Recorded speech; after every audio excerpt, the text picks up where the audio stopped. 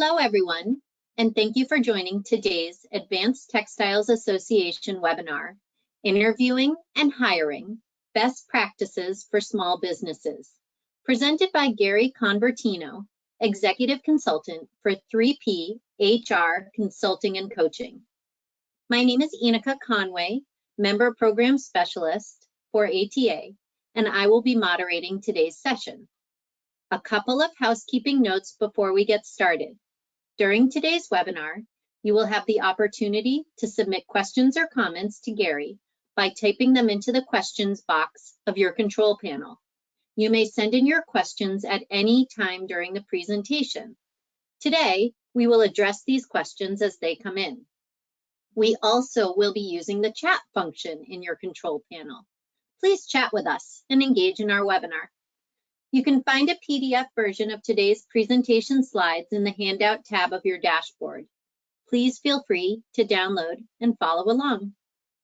Today's webinar will be recorded and sent out in an email tomorrow coming from GoToWebinar. With this, I would now like to pass things off to today's speaker. Good morning, everyone. It's good to be with you. Thank you for having me here today. I appreciate the introduction as well. Let's get started and let's talk a little bit about why we're all here today. First of all, we're here to talk a little bit about interviewing and hiring best practices for your business, because we're here to see that you can do the best you can for interviewing and hiring the best candidates that helps you be the best you can be for your clients and service those that you are in business for. So that's what we're doing today. My name, as introduced, is Gary Convertino. I am an HR professional. I'm actually a full-fledged chef as well. I went to school to become a culinary artist, did work in the culinary field for years, and then realized that I love cooking, but just not for 200 people a night. So I had to figure out a new career, and I figured that human resources is what's best for me. I enjoy helping people become what they want to be, helping them enhance themselves, helping them be better at their businesses, and being successful for themselves and for the community in which they reside. So that's who I am, and I appreciate you allowing me to be here today to talk a little bit about hiring and onboarding as well. So we're here today specifically because we want to hire correctly and honestly, and I think both of those words, correctly and honestly, are very important to what we're going to be a part of today. Following correct kind of, I guess you could say, protocol or processes allows you to be within the law. And there are a lot of laws now that relate to how you hire and how you interview, believe it or not.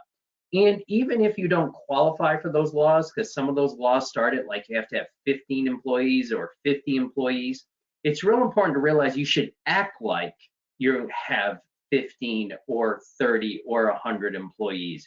Because if you get into the mode of hiring correctly and honestly, then when you get to that level of being a bigger company, you'll already be there. You won't have to learn how to be a part of the organizations that are required for these laws. So we're going to go in with that mentality. I always think it's important to be honest about who you are as a business and honest about who you serve as your employees in your community. I think that really is a big realm of success. And it also keeps you where you're creating a brand where people want to come and work for you and people want to come to you because they want your services. So that's where we are today for hiring correctly and honestly, and that's where our goal is for today as well. I do want to reiterate that you don't have to wait to the end to ask any questions. Feel free to put them in the chat. If I can't read the chat, then Enika will go ahead and give us any questions that come up in the chat that I could be of assistance with. And she's going to interrupt me, which is real important, so that we can answer your questions as they come during the seminar. So we're going to get to know your thoughts on really what is interviewing. And before we do that, before I get your thoughts on interviewing, I have a few questions for you. What is it that you know about interviewing as we sit here today? What is your background in interviewing? What are your thoughts on interviewing? So I have a few questions for you. What I'd like you to do is put in the chat whether these questions that you can ask in an interview are legal, illegal, or depends. So in a few seconds, I'm going to put up a question, and then you're going to say, is that question legal or illegal or depends that you can ask during an interview process? Okay, so let's see how we do here. So the first question, do you have any health problems? Can we literally ask that question in an interview. Do you have any health problems? Legal, illegal, or depends? Anybody have any answers to that? What they think it is? Legal, illegal, or depends? You're out a quiet bunch. Gary, I'm getting a lot of illegals. Oh, okay, you are getting them. Okay, great. Thank you very much for letting me know that. So do you have any health problems, legal or illegal? That is totally illegal. Good job, all of yourselves. Give yourselves a round of applause. Excellent answer. You cannot ask any questions around health because that relates to the ADA law, Americans with Disabilities Act. And what they're saying with the Americans with Disabilities Act is that you have to give people a job description. And in that job description, it states what they have to do. And then they legally have a right to come to you and say, I can do this job, but I need accommodations. And then you could say, I can do those accommodations and you could still do the job. Or you can say, I can't do those accommodations because, and this is the most important word, they create undue hardship for me and my business. Then you would have that option to think otherwise about hiring that person, okay? There's a lot more to that than what I just said, but at least you have the basic understanding of this question and the fact that it's illegal according to ADA. Next question. Have you ever been arrested? Legal, illegal, or depends? Have you ever been arrested?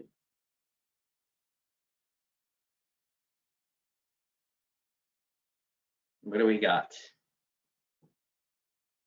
Ooh, we're getting all the answers. Illegal, legal, and it depends. All right. Well, that's good because this is a trick question. It is illegal. You cannot ask, have you ever been arrested? You can, in some states, not all, ask, have you ever been convicted? So if you've been convicted, it's a record that is public knowledge. A conviction is a public knowledge document. But arrested is not. It's just hearsay. So you can never ask, have you been arrested? You can ask, have you been convicted in some states? Now, I'm from Rhode Island, the great state of Rhode Island. And in Rhode Island, we have the check the box ban.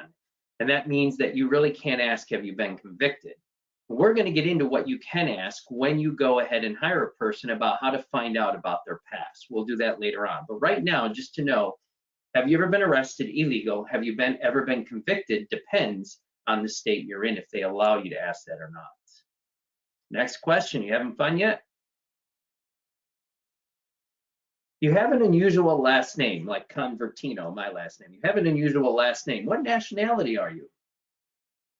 Can you ask that question? Legal, illegal, or depends?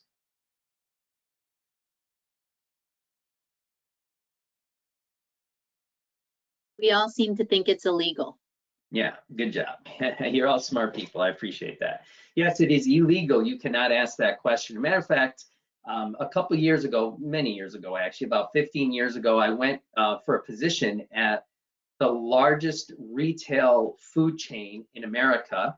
It was $3 billion at the time. And the very first thing that the person said to me in the interview was, hey, your last name is a Convertino. You must be a Paisan. Now, in Italian, because I'm 100% Italian, and Italian Paisan means friend, but it means friend of the mafia.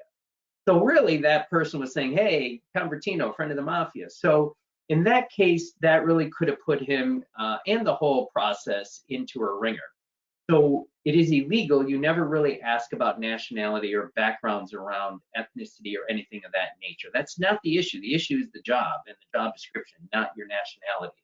It's whether you can do the job, not whether your nationality can do the job. So that is illegal. Good job, everybody. Okay, next question. You have a cane. Do you use it every day? You have a cane. Do you use it every day? Legal, illegal, or depends?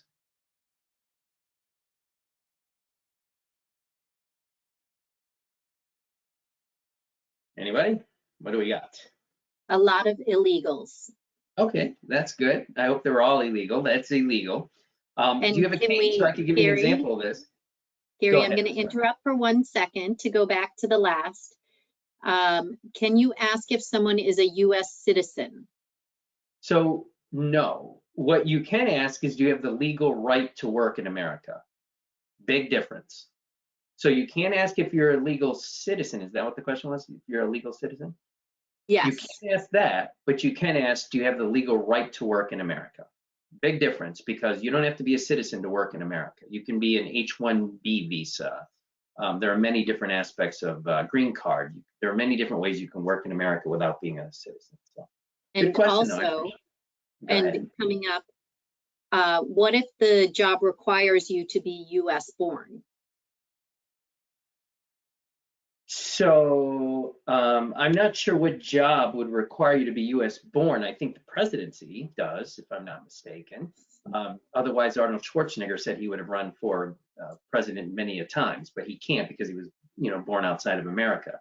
I'm not sure what positions there are that you are required to work in, to be born in America. So my perspective would be, I would just get a lawyer and figure that out for sure. But if I'm not mistaken, I thought the only position was president of the United States, if I'm not mistaken. So, but you'd have to check that one out with a lawyer, because other than that, I think you can work any job.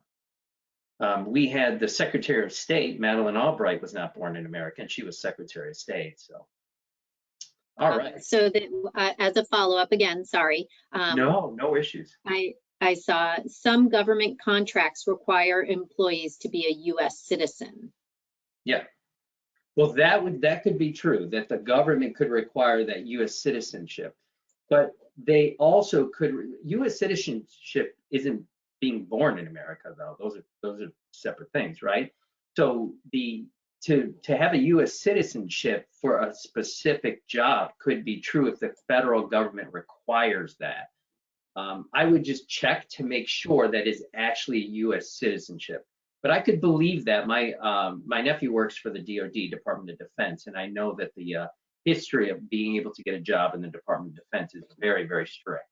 So that could be true if it's that kind of a job, or if it's a job that is required by contract that they have US citizenship and not an H-1B visa or a green card. That could be true. All right. Did that answer? Are we good? Do anything else? That seems to be good. Okay, thank you. So you have a cane, do you use it every day? In that case, it is illegal. You don't mention anything around disabilities or abilities whatsoever when you're in an interview. You mention the job description and you say, can you meet all the requirements of the job description? I had a gentleman who came in with a cane in an interview, took the cane and actually put it on top of the table we were interviewing with, literally, and left it right there for me to see the whole time. Didn't mention the cane, anything like that. I just mentioned the job description, talked to him about, can you do the job description? He said he thought he could, and then the interview ended and he took the cane off and left. Now, him putting the cane on my table was probably kind of setting me up, but I didn't take the bait, really, as they say. I really just went ahead and focused on his ability to do the job and the job description at hand. So I would recommend everybody develop a job description, because that is your recourse to make sure that everything that you want that person to be able to do is pretty much in the job description, or 80-20, 80% is in the job description, 20% can be anything else you require them to do. And then use that as part of the interview process to make sure that if there are any disabilities, that they can or cannot do that job description. And if they do need accommodations, that you can legally offer those accommodations. And if not, it would be undue hardship. Now, undue hardship is usually money. I'll give you an example. That company that did hire me, they did hire me even after they called me Convertino and a Paisan. They did hire me. I definitely went and talked to that gentleman on my first day and kind of told him, hey, let's not be doing that anymore, asking people about their last names. But in that, I had to deal with a person who was allergic to perfume. So she was at a desk that was, they were all cubicles, and she was allergic to perfume. So she came and said, look, I need an accommodation. I can't handle being around these cubicles with other people wearing colognes and perfumes. And I said, okay, what is an accommodation we could do there? So what I did was I actually moved her cubicle to under a vent that offered heat or air conditioning. And then I put up glass sides to her cubicle so that the breeze would make sure to come down and the cubicle sides it was all glass, so that she can get her own fresh air all the time. Now, it cost us $3,000 to do this, but the company made about $3 billion a year. So was $3,000 too much for a $3 billion company to offer for an accommodation? No. Now, if we made $50,000 a year and there was a $3,000 accommodation needed, that would probably be undue hardship because that would be a big impact. That's almost 8% of your income, right? So you'd want to make sure to understand what does undue hardship mean in terms of economics or the ability to do something for a person who needs an accommodation. Anybody have any questions? Feel free to put it in the chat. All right, I will move on, but certainly interrupt if you need to. Okay, next question. You have to work Saturday or Sunday. Is that a problem? Can you legally ask that question? You have to work Saturday or Sunday. Can you legally, illegal, or depend ask that question?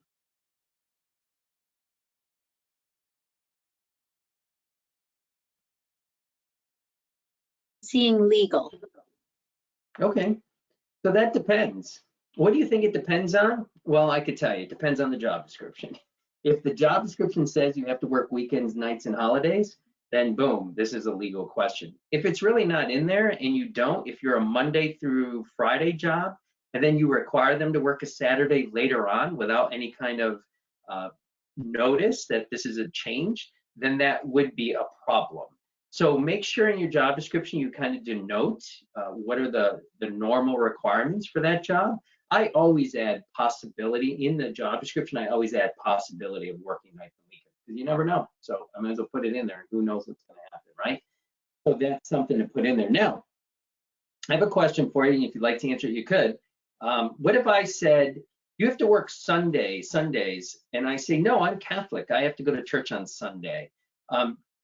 Is that legal? Can I do that? Can I say you have to give me an accommodation because I have to go to church on Sunday, so I can't work Sundays? Anybody want to try to answer that in the chat?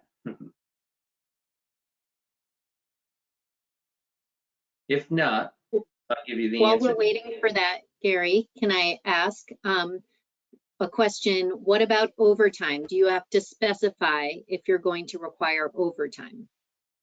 If you're going to require overtime, I would specify that more in terms of like work hours. You know, you're required to work 40 plus hours, or you're required to work 45 hours per week or 50 hours per week.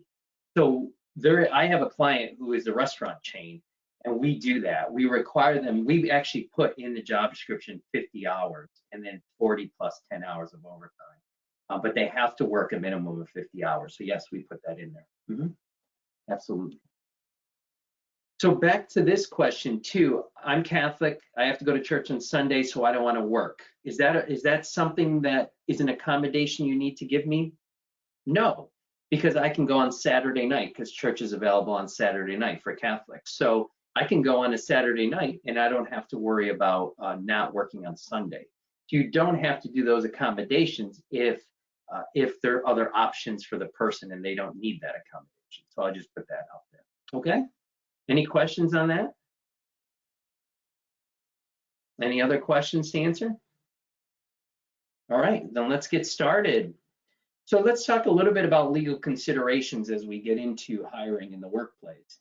There are many different options and many different laws that are going to impact how you hire. The Fair Labor Standards Act is equal pay, equal work.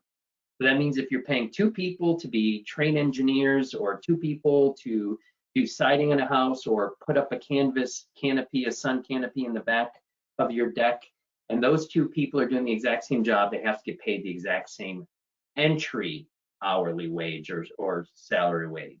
Now, one person can have better performance, so they could get a bigger pay increase, but one person can be there for 10 years, the other person's only there for 1 year, so they're going to make more as well. But it's equal pay, equal work upon entry. So I just want to put that on there. That's why you should have brackets for your pay, you know, or entry-level dollar amounts per hour for your pay.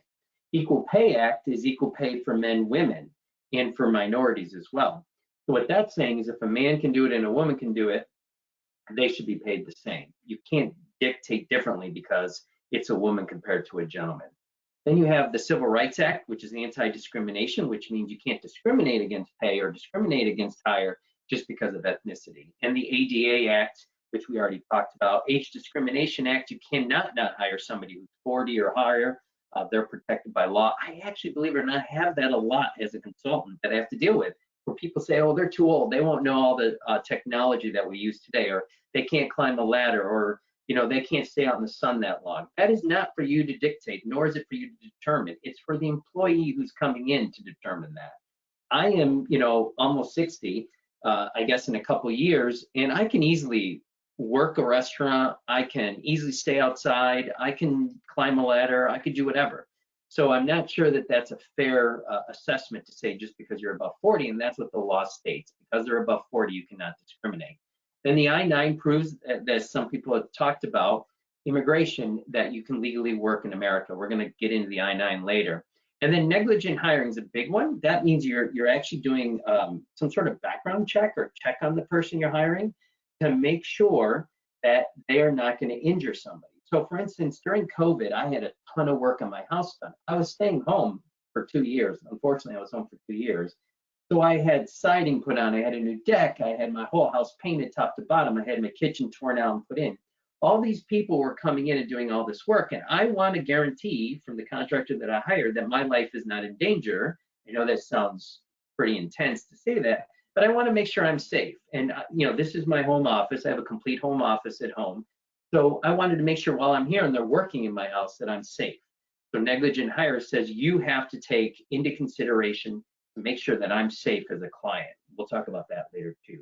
And then posters, and it's an at-will state. Most states are at will, which means you can hire at will, you can fire at will, but just be aware, as much as you can fire at will, a person can sue at will. So just because you fire and it's legally doesn't mean they're not going to sue you anyway.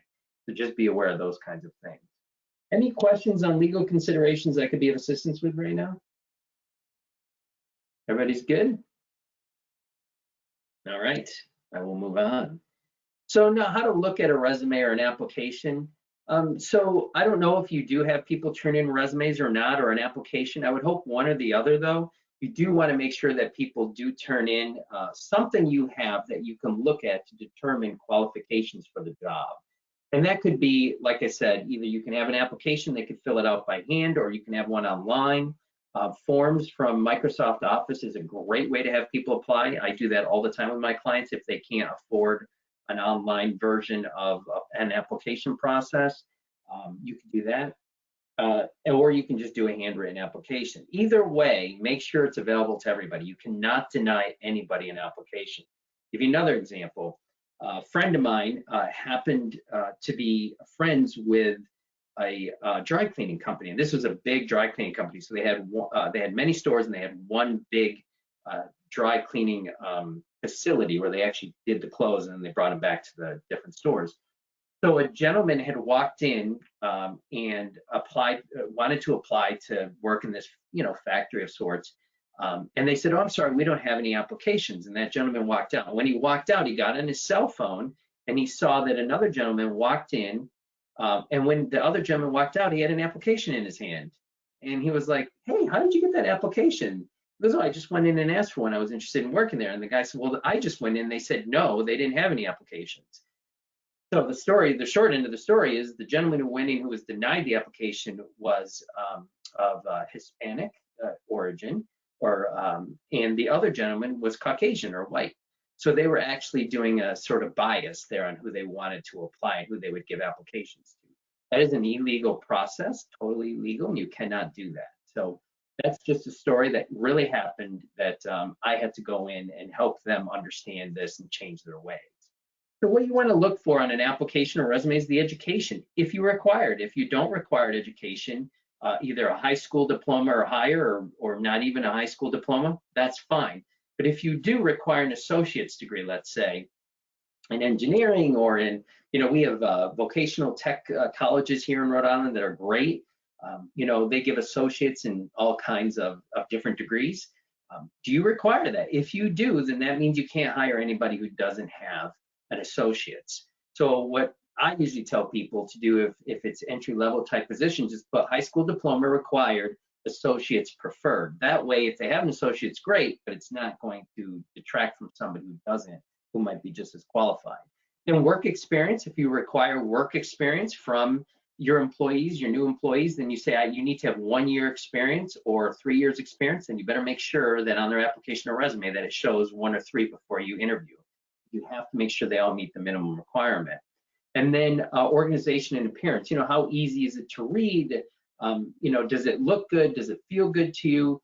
Readability, believe it or not, is a means to disqualify somebody. If you can't read it because, you know, the way they write is not good, you know, then the reason you can disqualify that because you can't read it. Spelling errors, you know, is that important to you? To be honest with you, today, considering the generations we have now working, this is the first time ever in the world where we have 5 different generations working still in the world.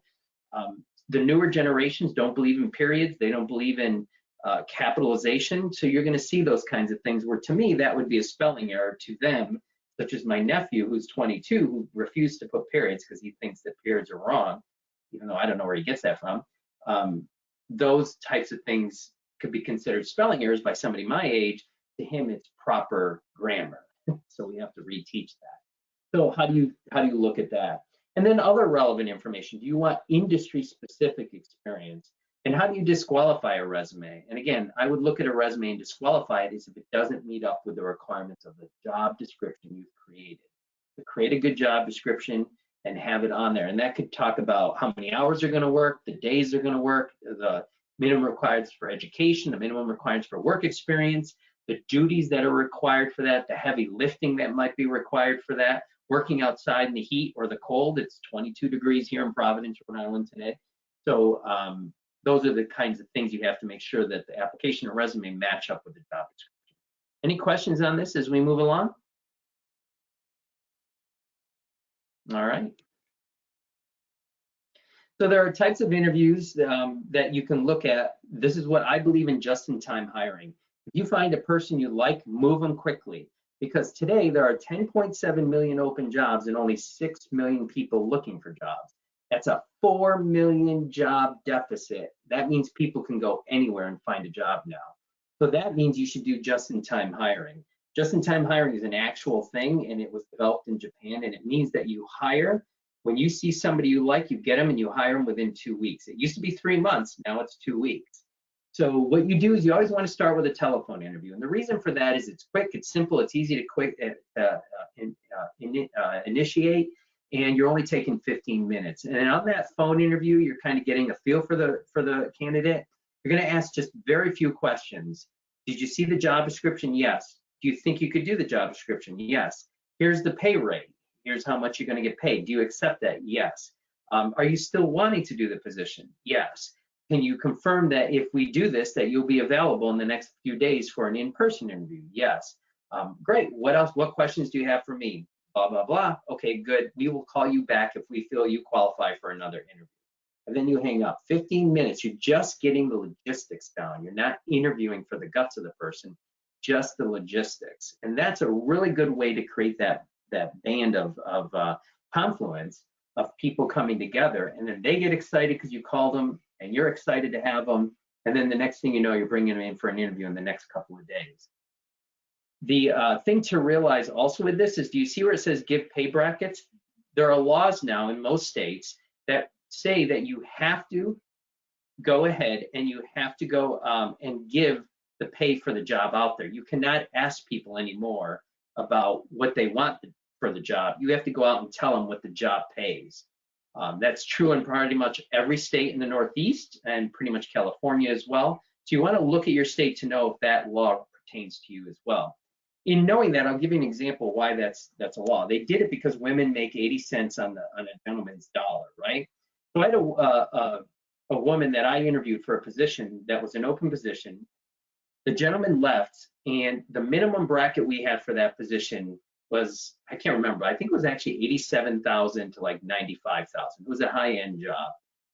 The woman came in and said, oh, you know, we interviewed her, and you know, by then the law wasn't out there, so I didn't have to tell her what we were making or ask her what she was making.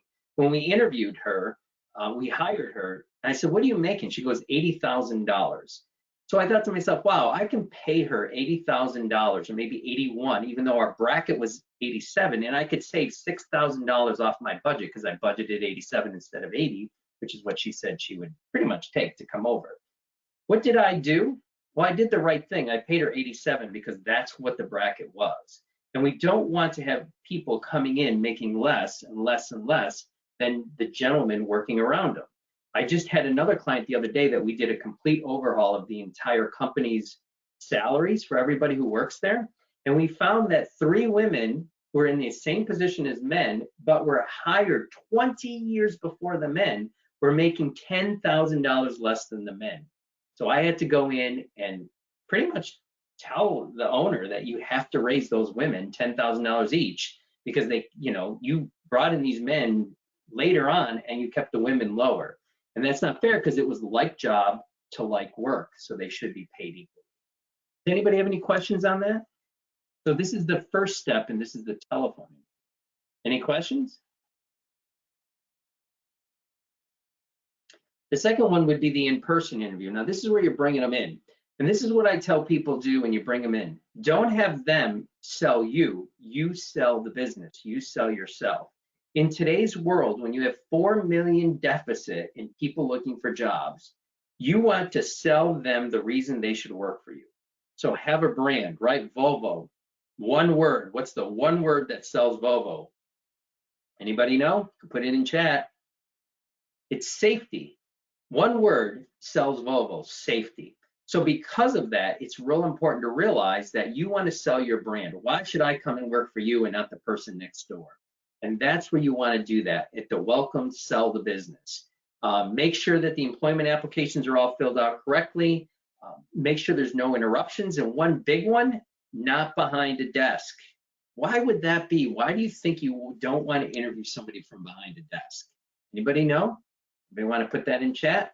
I don't want to take too much time here on that, but it's a biggie. Nobody? All right. So if you do interview behind a desk, it's an authoritative look. It's a power, power look. So what I always do is I always interview at a round table, always. So every job I've ever had, the first thing I do is go and find a round table for my desk or find a conference room and I get a round table for it. And the reason for that is there's no head at the round table. At a round table, there's nobody who's leading it. Behind a desk, it's a power grab. We don't really want that in the interview. We want it to be equal. We want it to show that we care, they have questions, you have questions, and you're both working to create this partner where they can become employees in a community. So just think about that. If you really do, you want to remember not behind a desk when you're interviewing. And then same questions for all. If you have somebody who comes in for an interview and you kind of like after the first 3 questions don't really see this as going on, you can't cancel the interview. You can't stop it there. You really have to go through all the questions you ask everybody. Legally, it's very important to do that because it's a bias or a discriminatory practice. Because if you decide to stop an interview at a certain time where you let it go for other candidates and all the other candidates happen to be Caucasian and then you have an ethnic one or an ethnic couple of people that you're interviewing you stop it early, then what you're doing is you're creating bias. So all interview questions need to go all the way through for all people you're interviewing, whether you feel you're going to hire them or not. And then give a tour of the place, kind of show up the place, show where you want to go. If it's an outside job, then meet at a location to show them all the excitement that's going on in a location, working at a house or working in a building or something like that. And offer a break. If the interview is 2 hours, give them a break. Phone break, sorry to say, your phone is part of your appendage now, so there's no difference between your arm, your hand, and the phone. It's all one now, right? So give them a break so they can go and do phone calls, texts, and go to the bathroom and give them water. It's really important. The other thing you could do is if you don't have an in-person interview is to do a video interview, which I do a lot of still, to be honest with you. With COVID, I still do that. When you're doing that, make sure that the background is clean. As you can see, my background is, hopefully you consider it clean. It's stark. There's nothing really going on back there. Your mic and camera are working. Make sure you practice wholeheartedly your mic and camera. And no interruptions are the most important thing. Make sure there are no interruptions. That's hugely important on your part and another. I had an interview for a position that I did not take years ago. And it was a Zoom interview, and the woman had so much going on behind her. Her kid was coming and asking her questions. The people were running back and forth. The dog was running around back and forth. The doors were slamming. And this was the president of a company. And I'm not making any kind of judgment calls here, but it was a high-end position, and she was the president. I just felt like it was chaos, and I couldn't get myself to be a part of that chaos going on there. Plus, I felt she should have had a little bit more respect for the person she's interviewing to have it a little bit more well controlled. Now, that's just a personal opinion, but guess what? I'm HR, and I interview on that. So if I interview a person, that's real important to realize what's going on behind them. And I'll give you a couple examples of that, to be honest with you. I had a gentleman that I was interviewing the other day who, as you can see, I have a door behind me. This door goes to my balcony on the second floor. But for this gentleman, the door was open, and right behind him was an open toilet seat and a shower. And I just couldn't get past that. And I tried so hard, and I just couldn't get past that. I just felt that if you're going to do an interview, not to do it there. I had an interview that I failed once. Make your own judgment calls, but I'm a Trekkie. And I was the vice president of a college, and the president and I were interviewing for another vice president.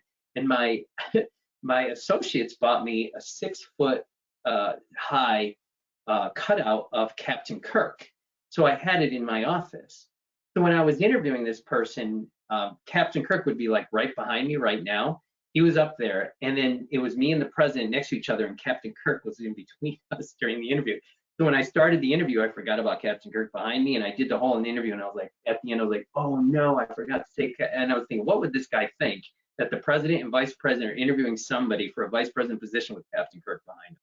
So don't do that. That's not good. I did apologize when I realized that Captain Kirk was behind us and said, it's just, and actually it was a good thing because I showed him what kind of a great place it was to work, that we can have, everybody working together and kind of enjoying Captain Kirk in the office. So you can make your own judgment calls on that, but that was something that did happen, and I did apologize. Are there any questions on in-person or video interviews? Gary, there is one question. Yeah. Do you think it's okay to leave the interviewee alone? Sure. I'm assuming. I'm not sure for what reason you would do that, other than the break. If you're going to give them a break, if I give them a break, I do go put them in a different room. So I will go put them in another conference room and say, here's the break, here's the water cooler, here's the bathroom area. I definitely give them the time alone. If that's, I hope I answered that correctly, but yeah. Any other questions? All right. So we already talked a little bit about some of these ideas, but during the interview process, again, you want to do the exact same interview for all candidates from beginning to end. You don't change it up. It's the same interview for all candidates. That creates a discrimination-free interview zone. And then also before the applicant comes in for the interview or on the phone, make sure you really kind of memorize that resume. So you understand the application or the resume of the person you're interviewing. You could talk about different things. Hey, you're from Rhode Island, I'm from Rhode Island. Or, you like Captain Kirk, I like Captain Kirk, that kind of stuff. And again, we talked about no disruptions, have a script available. I'm actually going to show you that in a little bit. I'm going to show you what I put together for a script of how to do an interview. It's a little booklet I created for all of the people in HR or all of the hiring managers, and they all have to follow that script when they do the interview. And again, that's a legal recourse if you don't. So don't make any promises you can't keep. Hey, I'll call you in 2 days and let you know if you got the job. Well, and then nobody hears from you ever again. That is a pet peeve of mine, and HR people do that all the time. If you're going to promise that I'll call you yay or nay on the job, call them. More precisely, email them. Don't call them. Personally, that's what I would do. Is I would email them and thank them for their time and wish them good luck on their job search in the future. But if you call them, sometimes they're going to ask you, why didn't you hire me? And you really don't want to get into that conversation. So if you're going to promise that they'll hear from you, make sure you live up to that promise. Remember, I always say, if they don't become an employee, there still can be a client. So you want to keep them as a client, if not an employee. And then you have to save your interview information, the resume, and any notes you have for 1 year. Okay, you have to save all that for 1 year. Any questions on that? Okay. So at the interview itself, remember, no unlawful questions. Your name is Convertino, you must be a Paisan. That's not going to happen. So make sure you keep the questions lawful. Have an icebreaker question. My favorite icebreaker question is, tell me a little bit about yourself. You're not asking them, do you have kids? Are you married? Do you drive an Audi? Those aren't the questions you're asking. You're just going to say, tell me about yourself. And then let the person decide how they're going to answer that. I answer, when somebody asks me that question, I answered in a professional manner. I'm an HR professional. I used to be a chef, and now I'm an HR person. I love HR, and I do love HR, by the way. So you're gonna make sure to answer that, hopefully, in a way that relates to the job. And then ask open-ended questions. Don't say, did you ever fall off a ladder? Say, tell me about a time where you had an issue at work. How did you handle that issue, and what was the outcome? So don't say, did you ever fall off a ladder, yes or no. So open-ended questions allow for conversation and discussion. And then behavioral interviews are compared to skills-based. Skills-based would be, do you know how to paint, wax on, wax off, right? You're not going to do those kinds of questions. You're going to do more questions like, tell me, how do you get along with your coworkers, especially during bad weather, or if you're having a bad day, how do you deal with that at work? Those are kind of behavior questions. Those are what you want to see. I always tell people, I think you can train to any job description, but you can't train to behavior. So you really want to find more about behaviors than skills, because you should be able to train to skills, but not behavior. And then talk about work history questions. I saw you worked, excuse me, I saw you worked with J&J Construction. How was it? You're not trying to feel a bad thing about it, but tell me about your time there. How was it? What did you like about it? What didn't you like about it? And then job performance questions. What was the biggest accomplishment you had working at J&J Construction? And then work environment questions would be questions around, this job requires you to work overtime. It's required. It requires you to work weekends. It requires you to work in hot weather. It requires you to work in cold weather. How do you deal with that? And then career aspirations. Where do you see yourself in 5 years? My favorite question. Where do you see yourself in 5 years? Most people don't like that question. It's my favorite question because I just want to see what their aspirations are. And then the most important thing is to allow the candidate to ask you questions at any time. That's really, really important, because you want to be able to hear from them, and then you could sell yourself and sell your business during that time. So you sell your business at the beginning when you welcome them, and you sell your business at the end when they ask you questions. Any questions on the questions? Everybody good? All right. And then when you end the interview, right, when you ask again, is there any follow-up questions you have, or do you have follow-up questions for them after the interview? And then make sure you're very precise about the next steps in the interview process. The next steps will include this. You're gonna have to come back, you're gonna have to meet with a couple of coworkers. After that, we'll decide in our, the hiring, whether we're gonna hire or not, and we'll let you know 3 days after your next interview. And that this whole time frame will take us 2 weeks, and we'll be done in 2 weeks. And then you can ask references if you so desire. I'm not a fan of references because they're only going to give you references if people love them, so they're only going to be good. So I don't really understand references, never did my whole life. But anyway, people still ask, and we'll talk about that in a few seconds. And then, of course, if you're going to go ahead and offer the position, do it over the phone. Be wicked excited. I'm wicked excited to have you come aboard. Here's the position, here's the pay, here's the start date, all of that good stuff will come with the offer.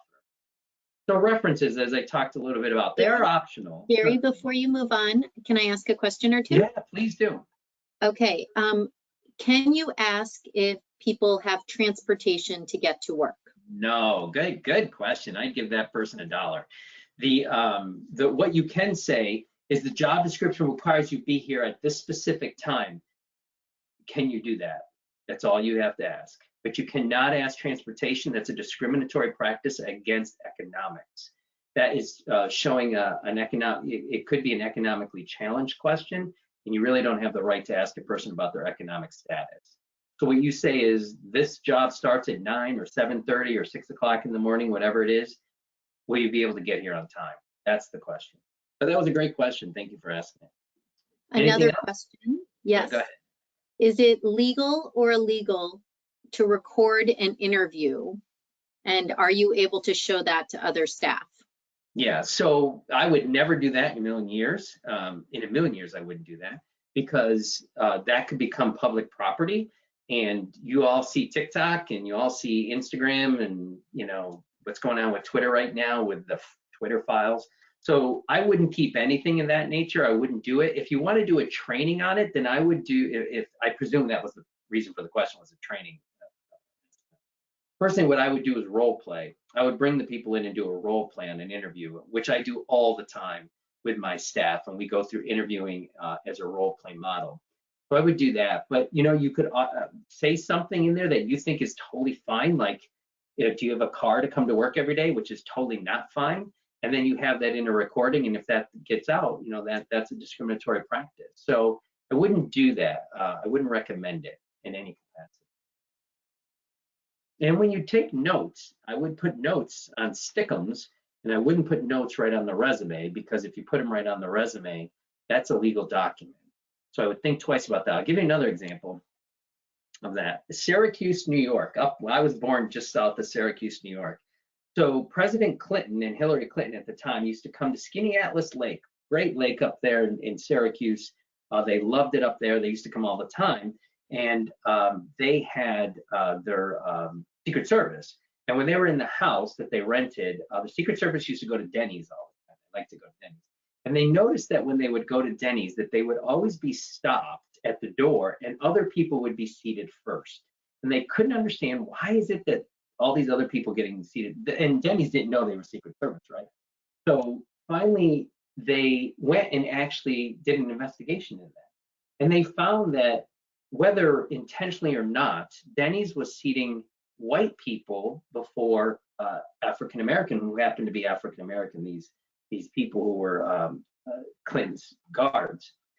So they did a bigger investigation, and they went and they researched all of their resumes that they had on file.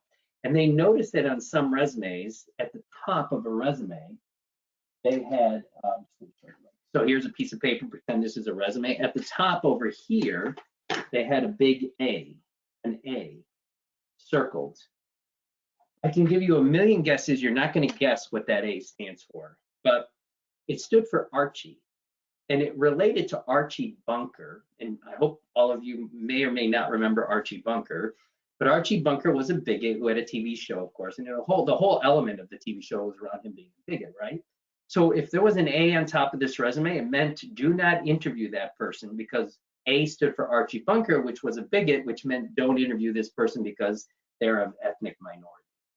And they were really, Denny's was killed hard on that incident. And that was years and years ago. That was probably in the 90s, right? 92, 96, something like that. So yes, there are many different reasons to not, write on the resume. There's many different reasons not to record all of that. So that's just my thought on that. Any other questions? Okay. So, references, what do you think of Gary and all that? So when you're performing background checks, when you're performing reference checks, whenever you call somebody for a reference check, by law, they don't have to answer you. They don't have to answer you at all. There's only two things they really have to answer. Well, three things is, what was their last job title? What was the last paycheck they got? What was their pay? And then, would you rehire or not? Those are the only things they could answer by law with being protected, but I'm not going to answer those. So if you call me, I'm not going to give you a reference check, because you're putting me at risk. Because if you don't hire that person, because I say, if you ask me, is this candidate eligible for rehire? And I say no, well, then you're not going to hire them. And then they're going to sue me because I'm the one who gave you the reason not to hire them, because I said no. So just be aware, references are kind of a tough notch. Certainly, I would, if you want to do it, do it. I don't see the value in it, because they're only going to give you names of people that love them, and so they're all going to be good. So just be aware of that. But this is just my perspective on this. That doesn't mean it's your perspective, and you find references to be very valuable, then go for it. Just be aware that the person who you're calling for the reference doesn't have to answer any questions, and if they do, it would really only be, what was their job title, what was their last pay, and what would you be, would they be eligible for hire? Okay, questions?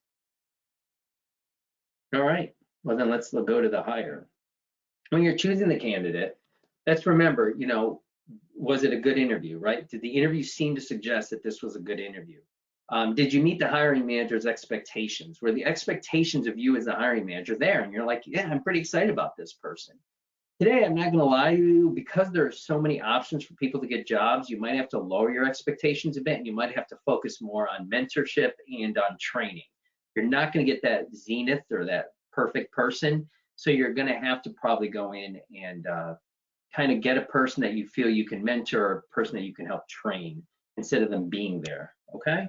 Did they answer the questions to the best of their ability? Did they meet their minimum requirements? And do they have the aspirations? If they have the aspirations for the job, then you can go ahead and mentor and train them because they have the aspirations to want to be mentored and want to be trained. And then do they meet the salary requirements? Were the salary requirements that they want in the bracket that you offered? And if they say, well, I'll take it, and then you know they're hemming and hawing, they're probably going to leave within 3 to 6 months. So think about that as well. Make sure that the bracket is truly good for them and good for you as well. Questions? And remember, as we continue on here, no biases. It's very, very important that you have non-discriminatory policies and considerations when you're interviewing. Everybody goes through the interview process the whole way, through the questions, that is. You don't do anything that discriminates in a functional way to anybody who's a minority, and there are no patronage that goes on as well. So you want to make sure the candidate is fully capable of doing that job, fully hired for the reason because they can do the best for that job description. And then the hire. So this is important here, the performing the background checks. I am a real big advocate for background checks. When you're doing a background check on a person, before you actually do the background check, sit down with them and say, I'm going to do a background check on you. Is there anything I need to know? Don't say anything more than that. Is there anything I need to know? And they're going to say yes or no. I had an issue the other day with one of my clients where this gentleman, they did a background check on the gentleman. They never talked to him. They never got any feel for any issues. And the background check came back really bad, actually. So she called me. She said, what do I do? Like, everything was great. We really like this guy. And I said, well, let's sit down and go through this. This gentleman was caught in a bad situation at a bad moment. There was a one time we went back 10 years. He had nothing else, just this thing. It wasn't crazy bad, but we were able to get the picture because we called him in for a follow-up interview to talk about his background check, and he made us feel comfortable where we did hire him. So I'm not saying that every hit on the background check is a negative and you don't hire them. What I'm saying is it going to put the client at risk? And we didn't feel that this was going to put the client at risk. I'll give you another example real quick because I know it's 153 here, but I was a CHRO, a Chief Human Resource Officer at a company in Cleveland for 5 years, and I interviewed this gentleman. He was going to be the head of our maintenance department. He told me, without even me asking, though I did tell him I'm doing a background check, that he had an issue and he was jumped coming out of a bar, and he had to defend himself, and the person almost died who he defended himself against. So he was put in jail for attempted murder, negligence. So it was 1966 when that happened, right? So I went back to his background check, and I went back to 1966, which you could never really do, but I did. I had them actually go into the courthouse where this occurred and got the actual issue at hand. I hired him. He won Employee of the Month. I love the guy. Everybody loved him. Our clients loved him. Because he interacted with our client. It was fantastic, right? I left to move back to Providence, Rhode Island. When I got back to Providence, the new person came in, the new HR person came in, and she did all the right things. She went through all the files to make sure everything was set up right. I do that when I'm new to the HR. I go through all the files, make sure everything's set up. And she fired this gentleman because she felt that back in '66, when that occurred, that would put the people today, 2020s, at risk. I disagree with her. And she fired him because she felt he was a risk to clients, even though he was there 5 years and won Employee of the Month, and we never had an issue. So it just shows you how people can think and feel differently than others. So you kind of have to be careful, I guess, on what you're going to do about that. Credit checks you should only do if a person's going to deal with money. Gary, I'm going to interrupt. Yeah. Go. What is the best way to get a background check? So you can go online. There's a million different companies. If you have a payroll company or if you have a finance company that does your finances for you, then you can work with either a payroll company. They'll set you up in a heartbeat. But if you have a finance company or if you just write checks yourself kind of a thing, you should have a lawyer. Go to the lawyer. They can recommend companies. You know, I recommend one here in Rhode Island, but I'm not sure all you're from, but you can go online and do it. They're $35 is all they are. So you can do that. As long as you do it in a regular basis for everybody, so you're not discriminating who you do and do not do background checks on, then that's important as well.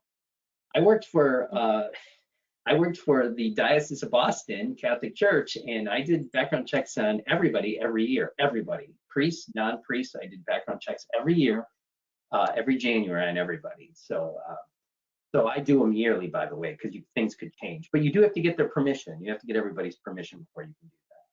But yeah, they're real easy to get a background check. You can go online and do it, or you can just go with a payroll. Call it payroll, even if you're not using a payroll company, call a payroll company, ADP, and say, hey, I just want to do background checks, and they'll set you up. All right. And Gary, yeah. Oh, sorry. Another question. Is it legal to cite a candidate's social media presence as a reason for not hiring? Oh gosh, great question. There's another dollar that should go to somebody. That is a fantastic question. You're not supposed to do non-background check reviews. So you're not supposed to go to social media and look at person. But saying that, who am I to, I'm not going to make a judgment call on whether you do or don't. But I'll give you an example though. I went to interview for a gentleman. It makes it sound like you interview a lot. I really don't. We're talking over 22 years now, mind you. But I went to interview for a position. It was a position I really wanted. It was a charter school, and they were hiring for an HR for a charter school. And so I interviewed with the principal. I think he wasn't called, he was headmaster. That's what he was, the headmaster. So I interviewed with him, and I thought it went really, really well. But I thought, well, I'm going to Google this guy. Back then, they didn't even call it Googling, but I Googled the guy anyway, and oh my God, I was not going to have a business relationship or any relationship with this gentleman. His posts were just not where I believe where I would want to be. So I did email him and say, thank you for the interview. I'm going to go in a different direction and work somewhere else. So, from an HR perspective, you're not supposed to do social background checks. Okay. I'm just going to say that out loud and leave it there. All right, drug tests and credit checks. So credit checks would be for anybody who's doing a finance position. If they're not doing a finance position, don't waste your money with a credit check. And then you can decide if that credit is an issue or not. Drug tests are important, but it's really hard now because it's legal to go get pot now. So, and drunk, you can kind of see if a person's drunk pretty easily. Somebody on pot, you can't. But you should have an understanding of what it's like to be on pot and how that can impact workers' comp and issues and falls and stuff like that. So I would definitely create a policy that states that there are no drugs or alcohol allowed while working. But that doesn't mean they're not going to smoke on the way to work. But if they're impaired at work, you can easily send them home. But it is difficult more than ever now because there's that line of demarcation used to be so straight with alcohol, where it's much more undefined with pot, unfortunately, or marijuana. So, any questions? All right. So making the offer. When you're going to go ahead and make the offer, you got to hype it. This is really exciting. You're excited to have the candidate. The candidate is excited to come on board. You want to reiterate the job title, the pay, the job functions. The most important thing is get that start date solidified, because once you do that, emotionally, the person can't say no anymore. So I always try to get that start date solidified on the call. When are you starting? And get it done, because then they feel like they can't renege on the start date. So keep that in mind. So always try to get a start date during the call when you make the offer. Ask any further questions, put the offer in writing right after. Just send them an email saying, here's everything. This is your start date. This is your pay. This is the job description attached. We're excited to have you, things like that. Benefits, if there are benefits, put that in there and say, please confirm receipt of this. And confirming the receipt will show you approve the offer or agree to the offer. And then you welcome the candidate to the company during that call. Be excited about having them there. And then on the first day, we want to be real excited on the first day. Welcome the new employee fanfare, whether they're going to go right to the field or come into the office or whatever. Give them a chance to get acclimated. Don't just throw them right in. get them a chance to feel like they're a part of the community which they are now going to work at. Show the employee around if applicable. The most important thing that I see my clients forget about is where are the bathrooms and where do they get water? Those are the two most important things to a person on their first day. And people forget about those two little things that are most important. So if they're working in the field, where's the nearest Dunkin' Donuts to go to the bathroom or to get, to buy a water or 7-Eleven or whatever? Those are real important aspects to know.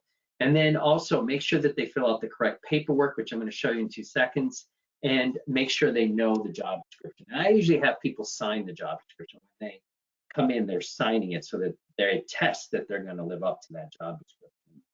Anybody have any questions so far? I'm going to go ahead now and bring in the I guess I am. Hold on. Okay. So as you can see here, you can see this, I hope. These are the forms that a person's going to have to fill out upon hire. This is the W-4. This is how much the taxes you're going to take out once they come aboard. Now with this form, you can't help them fill this out. You're not a tax person, so they have to fill it out themselves. And under the Trump administration, they changed this form dramatically. Where it used to be you could take deductions, you can't do that anymore. You have to have very specific reasons for taking deductions. And the reason they did that is they wanted more money taken out in taxes. So I'm a single guy. I used to put 4 deductions down, and then I would hopefully, make sure that came out fine at the end of the year, or I had to pay a few dollars at the end, but I got more money in my check every week. You can't do that anymore. That's not how this works.